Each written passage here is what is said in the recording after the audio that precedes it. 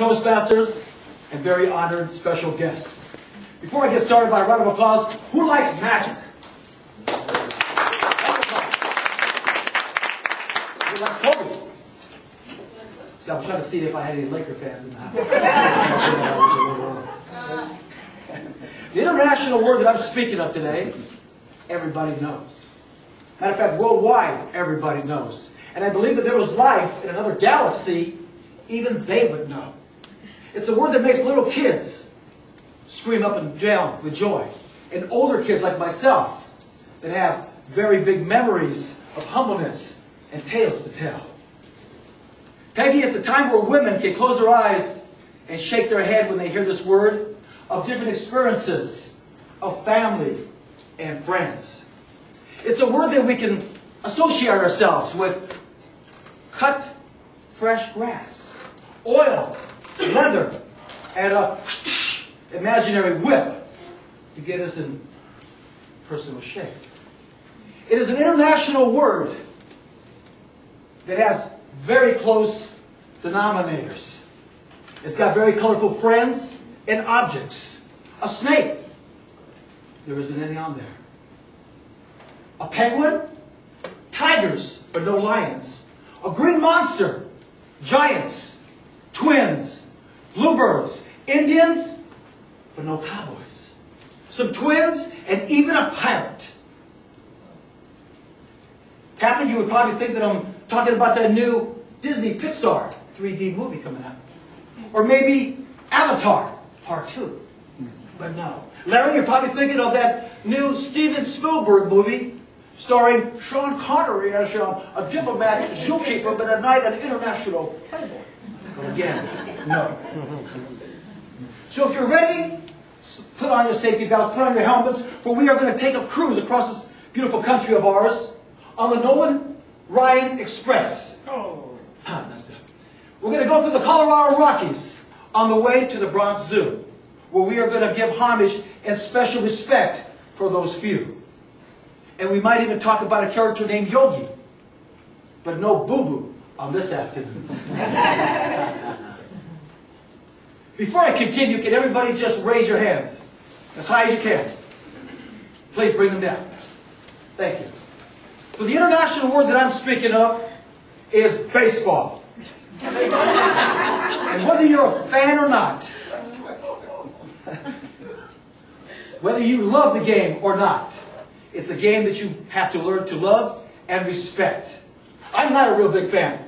I did not jump on the bandwagon when the Angels won the World Series, or the Dodgers, or of late, the Yankees. I give that the special respect and the heart to the special fan that's been their team since day one.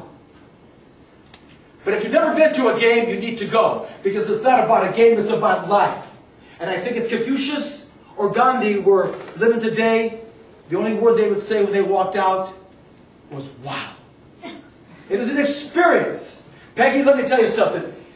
For you to be amazed of the accomplishment, of the physicality of these players, of these men that have the focus, the agility, the ability, that you must tell yourself they must practice so hard in the off season. And I'm not even talking about the players, I'm talking about some of the fans.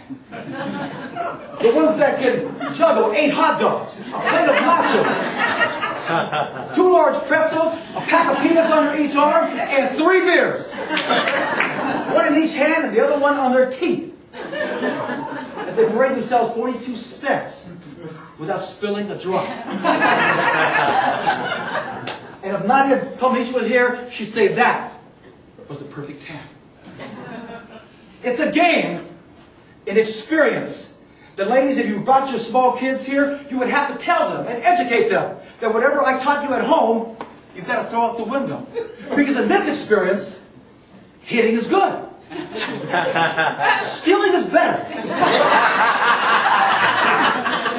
Why did he steal 1 when he could have stole 2? It is a moment in time that you allow your kids to yell at a stranger and call him a bum. Especially if he's the one that called your best player out on that time run. It's a time that we live, but it's a time that we have memories of being very humble. My first time was 10 years ago when I sang karaoke for the first time and I was nervous. I went to a little sports bar up here in Cypress, California. 65 people in this bar. Took me an hour and 10 minutes before I got on stage, and I belted my song. What a wonderful world.